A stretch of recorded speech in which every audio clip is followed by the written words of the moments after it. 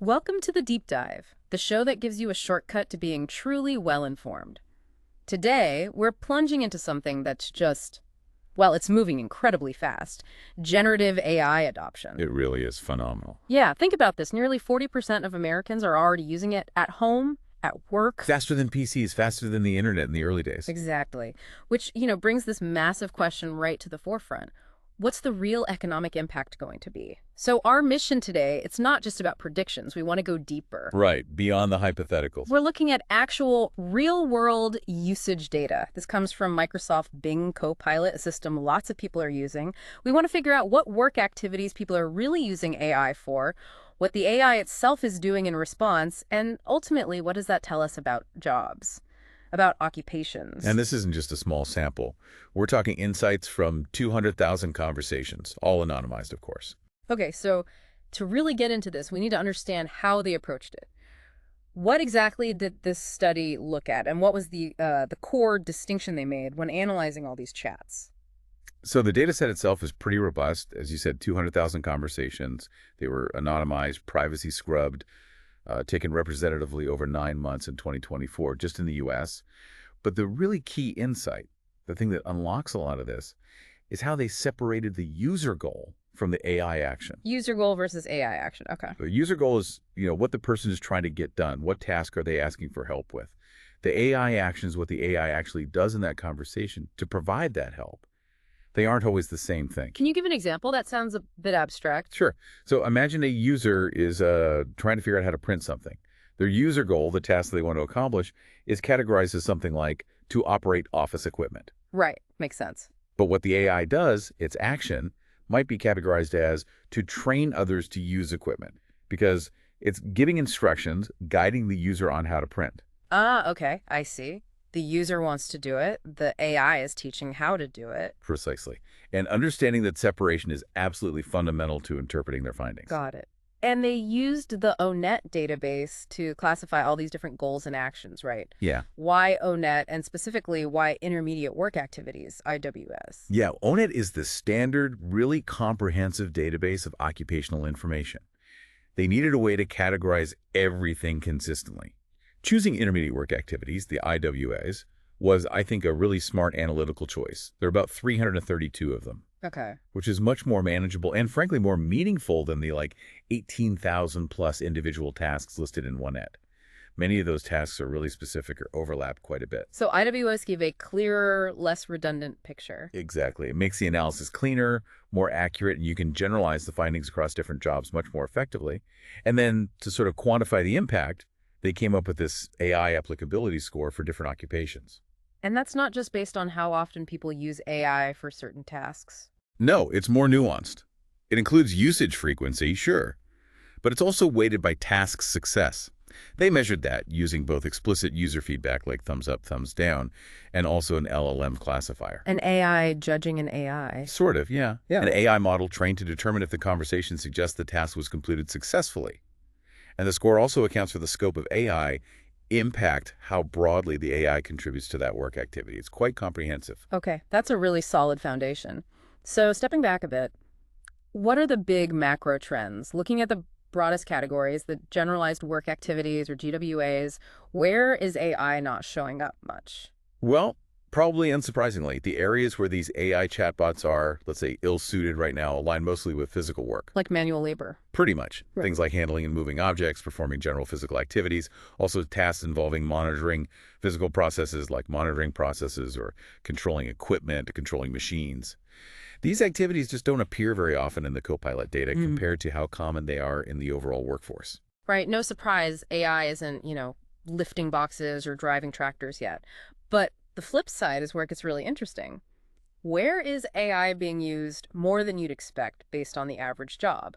That's where the knowledge work theme comes through so strongly. Yeah. The GWAs that are much more prevalent in Copilot usage are things like getting information, Okay. interpreting information, thinking creatively, updating and using knowledge, and of course, working with computers. So information processing, idea generation, learning, the core of knowledge work. Exactly. It really highlights where the current strengths of these generative AI models lie. And if we bring back that user goal versus AI action distinction, It paints an even clearer picture. When the AI is the one doing the action, it's often in a kind of service or support role. Oh, so. Things like assisting and caring for others, providing consultation and advice, coaching and developing others, training and teaching others, and a lot of communication tasks. So the AI is acting like a helper, an advisor, a tutor. Right. But when it's the user's goal, the things people are trying to achieve with AI's help, that's where you see those core knowledge work activities again. Getting information, thinking creatively, analyzing data. Mm. So the big takeaway here seems to be humans are using AI mostly to help them do knowledge work, while the AI itself is often helping by finding, explaining, and communicating information to the human user. It's less about the AI taking over the task entirely and more about it assisting in specific ways, like augmentation. Precisely. It's powerful augmentation. And you mentioned something really surprising earlier that in 40% of these conversations, the user goal IWA and the AI action IWA were completely different. Yeah, entirely disjoint sets. It's fascinating. It means the human is often trying to do task A, and the AI helps by performing task B, which somehow enables task A. That really drives home that it's not just a simple substitution, it's a different kind of collaboration. It absolutely is. Okay, let's drill down from the big picture GWAs to those intermediate work activities, the IWAs. What specifically are people asking Copilot to help with most often? What are the top user goals? Looking at the most common IWAs for user goals, they cluster nicely. First, there's a lot of information gathering. Things like gather information from various sources or obtain information about goods or services. People are using it like a research assistant. Makes sense. What? Second big cluster is around content creation and editing. So develop news, entertainment, or artistic content, write material for artistic or commercial purposes, edit written materials or documents, a writing partner, essentially. Writing and research. And the third main area is communicating information outwards, like provide information to clients' customers or explain technical details of products or services, helping users formulate their own communications. Okay, so research, writing, communication help. What about the AI actions? What is Copilot doing most often in response? The AI actions consistently reflect that service or support role we talked about. The top actions use verbs like respond, provide, present, assist. So it's doing things like gathering and reporting information back to the user, explaining concepts, and just generally communicating with the user. It's facilitating the user's goal. That distinction really highlights the dynamic, but what about the extremes? Where is the biggest mismatch between user goals and AI actions? That sounds really revealing. It definitely is. Yeah. So the AI is way more likely to be assisting, meaning it's a user goal, when the activity involves something physical or interacting with the outside world. Like the printing example. Even more extreme, like perform athletic activities. That was over 47 times more likely to be a user goal than an AI action. People asking for workout plans, maybe, or purchase goods or services, almost 120 times more likely to be a user goal. People asking for help finding or deciding what to buy, execute financial transactions, nearly 60 times more likely. The human wants help doing these active things. So the AI isn't buying things for you. It's helping you figure out what or how to buy. Exactly. But conversely, the AI is much more likely to be performing the action itself when it comes to training, coaching, teaching, advising. Like the AI as the tutor. Right. Train others on operational procedures was almost 18 times more likely to be an AI action. Teach academic or vocational subjects, over 6 times more likely. The AI is directly delivering the instruction or advice in those cases. Okay, so we know what people are using it for and what the AI is doing, but how well is it working? Did the study look at user satisfaction or helpfulness? Yes, they did. And the overall picture is pretty positive. Across all the common IWAs they looked at, the positive feedback share was 50% or higher. So generally, users are finding it helpful.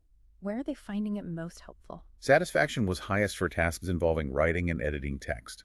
Also high for researching specific information, things like research healthcare issues or research laws, and for evaluating or purchasing goods. So strong on text generation and information retrieval. Where did it struggle a bit more? The lowest satisfaction rates tended to be around data analysis tasks, like process digital or online data or calculate financial data, and also visual design, create visual designs or displays. That kind of tracks with current limitations, right?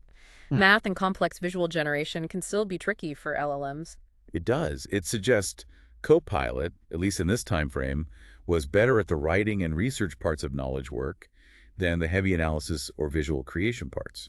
There was another subtle but interesting finding on satisfaction, too. Ooh. Users seemed less satisfied when the AI tried to directly provide support or advice to them, compared to when the AI helped the user provide support or advice to someone else. So AI is better as a tool to help me advise someone rather than the AI advising me directly. It seems that way for certain tasks, yeah, like provide support or encouragement to others, or advise others on products or services. Maybe that human element is still preferred for direct support. Fascinating.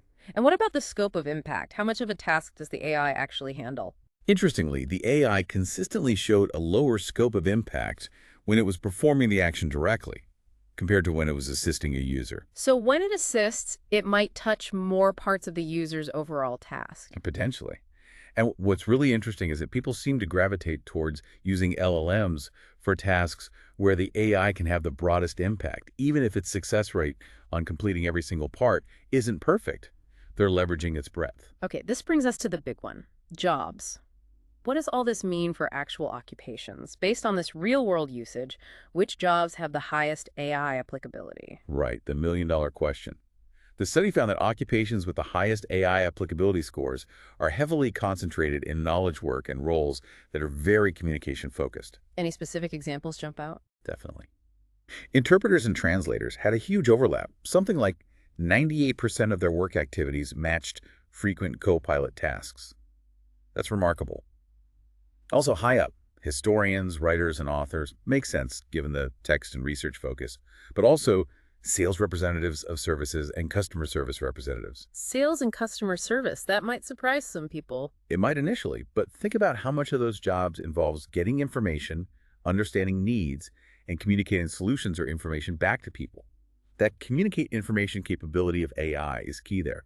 Other examples included CNC tool programmers, maybe using AI for code generation, or troubleshooting telephone operators and public relations specialists. Okay, a lot of communication and information roles. What about the other end? Which jobs showed the lowest applicability based on how people are actually using Copilot? The lowest scores were generally in roles that involve a lot of physical work, especially interacting directly with people. Think nursing assistants, massage therapists. Makes sense. Hands-on care. Also, jobs centered on operating or monitoring machinery, like water treatment plant operators, industrial truck and tractor operators, and other types of manual labor, dishwashers, roofers, maids, and housekeeping cleaners. And it's crucial to remember this is just about LLMs like Copilot, right? Not other kinds of AI or automation. Absolutely critical point. This study is specifically looking at the impact of these large language models. Other AI technologies could certainly affect those physical or operational jobs in different ways. If you zoom out to the major occupational groups, the highest applicability scores were in sales and related, computer and mathematical, and office and administrative support. And sales and office admin are huge employment categories. Exactly. They are two of the largest groups in the U.S. workforce, which suggests the potential impact of these tools is incredibly broad, even if it hits different jobs within those groups differently. Let's dive back into that assistance versus performance difference. Are there occupations where AI is primarily just helping versus those where it seems to be doing more of the core tasks? Yes, that distinction plays out at the occupation level too. AI seems to be primarily assisting in jobs that retain a significant physical component, even if they involve knowledge. Think of cooks. AI can provide recipes or techniques, but isn't cooking. Or animal breeders, providing information perhaps, but not handling the animals. So it's augmenting the physical work. Right. Whereas AI is more often seen performing tasks and roles heavily focused on teaching, training, managing information, and communicating, like exercise trainers, coaches, and scouts, potentially delivering training plans or analysis, or training and development managers. Where the core task is the information delivery or instruction that the AI can do directly. Exactly, which naturally leads to that big question. Automation versus augmentation. Right. And the study is careful to point out, this data shows usage, not outcomes. It doesn't tell us if jobs are being lost or created, just how the tools are being applied. It reminds me of the classic ATM example. Everyone thought ATMs would kill bank teller jobs. But they didn't, right? No, the number of tellers actually increased for a long time. ATMs automated cash handling, sure, but that freed up tellers for higher value tasks like sales and customer service.